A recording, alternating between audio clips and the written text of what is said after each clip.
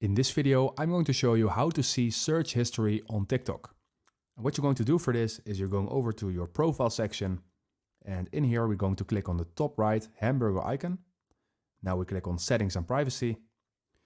In here we scroll a little bit down and there we see activity center. We're going to click on this.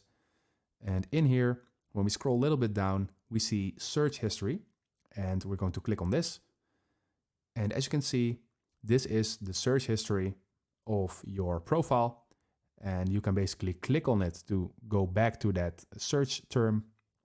And when you want to delete it, you click on your search history, as you can see, and you can click on delete. And when you want to delete all your search history, as you can see, currently I have only one search term in here, but if you have multiple, you can select this function, this option at the bottom left. And with this, you can delete all of your search history all at once. You have to click on delete all for this. And now you can see that it will delete everything in the past 180 days. So I'm going to click on delete. And as you can see, all my search history has been deleted now.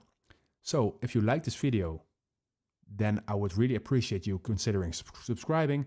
And then I see you in the next one.